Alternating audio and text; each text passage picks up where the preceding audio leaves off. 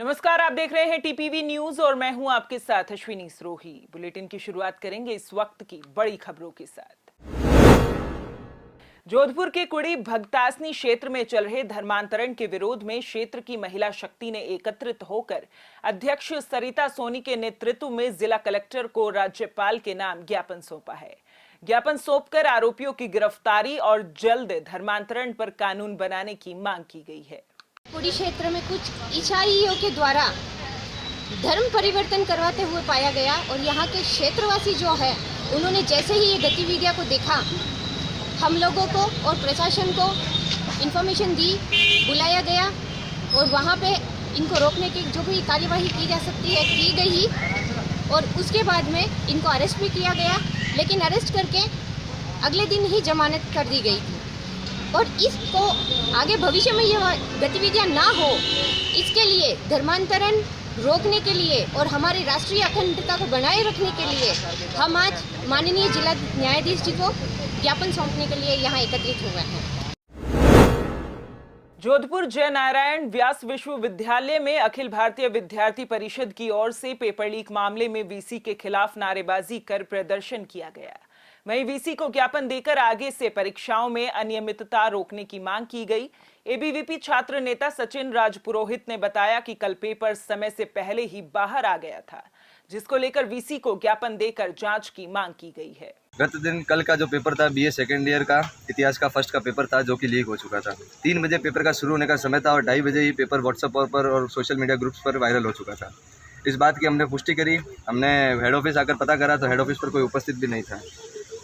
जिस प्रकार से गोपनीय शाखा की इतनी बड़ी चूक नज़र आ रही है कि विश्वविद्यालय के पेपर लीक हो रहे हैं, प्रदेश के अंदर राजस्थान सरकार की नकारात्मक की वजह से दूसरे भर्तियों के घोटालों के पेपर तो लीक हो ही रहते हैं, अब विश्वविद्यालयों के अंदर भी घोटाले होने लग गए हैं।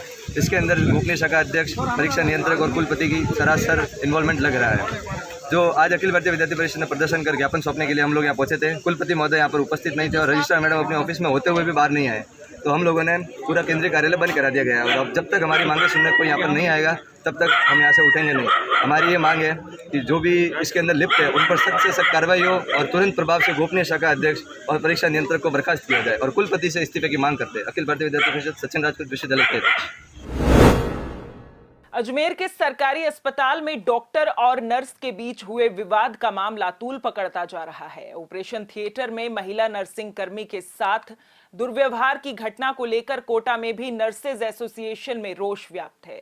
घटना के विरोध में नर्सिंग कर्मियों ने Kota new medical college hospital के गेट नंबर 1 पर सांकेतिक प्रदर्शन किया। नर्सिंग कर्मियों ने दोपहर में इकट्ठे होकर नारेबाजी की, फिर हॉस्पिटल अधीक्षक को ज्ञापन दिया।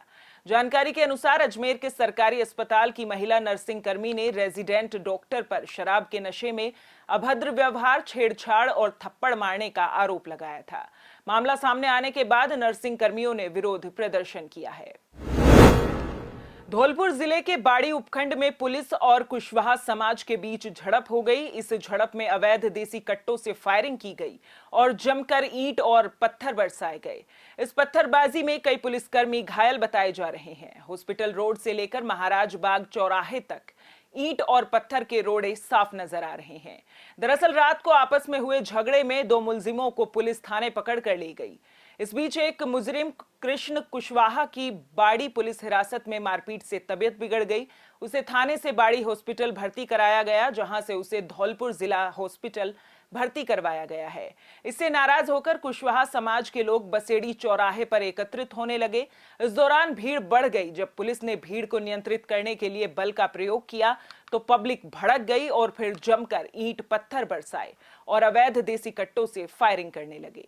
ये कृष्णा सनोप हरी से इसके खिलाफ एक बाड़ी थाने के अंदर मुकदमा दर्ज था और ये आज मॉर्निंग में बाड़ी की जो चौकी है घूमत उसके ऊपर खुद चल के आया है। इसकी हालत नशे में ज़्यादा दर्द था तो इसको हॉस्पिटल ले गए।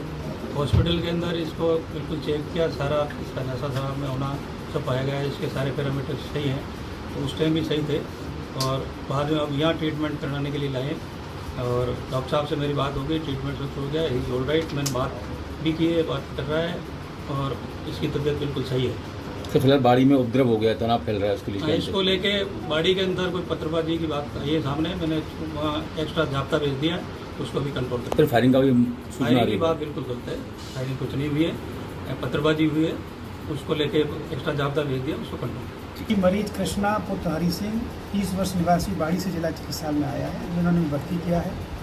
भर्ती के समय सारे वाइटल उसके स्टेबल हैं।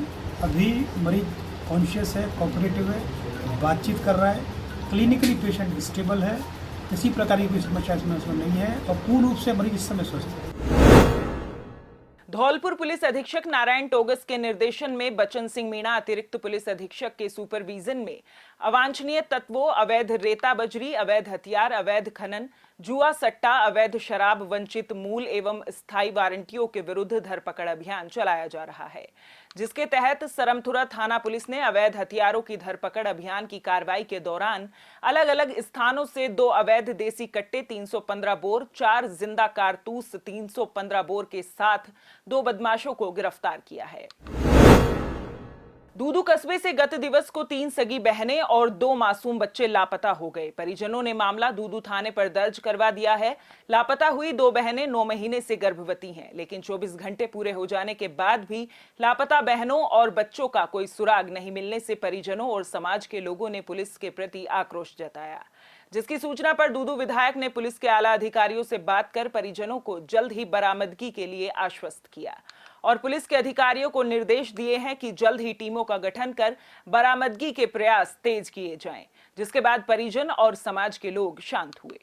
दूध पहना रखे जब 2 बजे बाद में निकले 2:30 बजे बाद में वहाँ को कोई पता हो पुलिस वाला गुमशुदगी की रिपोर्ट लिखा है जा तो अभी तक को वहाँ को कोई 10% का 1% को सोल्यूशन को नहीं हो। अगर लोकल विधायक जी से बात करिया जाए बाहर एसपी और अपने ग्रामीण एसपी ये सब आ रखे जहाँ से बात करिया जाए तो ये बोला जाए पूरी फोर्स के साथ अब काम करेला।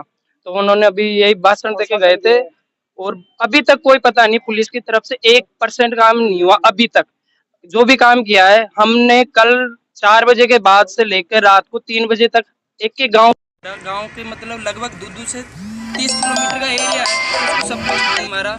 कोई भी बंदा ये नहीं बोल रहा कि हमने देखा, हमने नहीं देखा।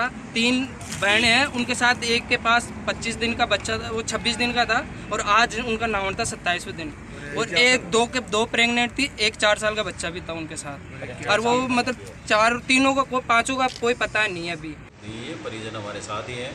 जब से लड़की के पिताजी ने और घर वालों ने हमारे को सूचना दी है तत्काल हमने उनकी रिपोर्ट दर्ज करके गुमशुदगी की रिपोर्ट उनके द्वारा दी गई थी वो हमने दर्ज की है।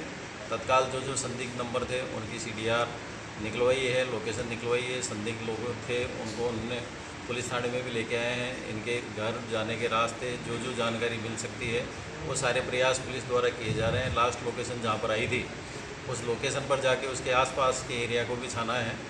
SHO, CO और हमारे सेक्टर के जो थाने हैं उनका जाब्ता और पुलिस को पूरी तरह से जल्दी से जल्दी इनको तीनों गुमशुदा महिलाओं को तलाश के लिए पूरे प्रयास पुलिस द्वारा किए जा रहे हैं। प्रतापगढ़ के सालमगढ़ में शादी समारोह में भाग लेने गई 2 नाबालिग बहनों का अपहरण कर उनके साथ सामूहिक दुष्कर्म के मामले का खुलासा करते हुए सालमगढ़ थाना पुलिस ने 2 दरिंदों को गिरफ्तार कर लिया है। दोनों पर पहले ही लूट एवं मारपीट के कई मामले दर्ज हैं। पुलिस ने दोनों को अदालत में पेश कर रिमांड पर लिया है। पूछताछ में दोनों ने वारदात करना कबूल किया, जिस पर पुलिस ने दोनों को पोक्सो एक्ट के तहत गिरफ्तार किया है।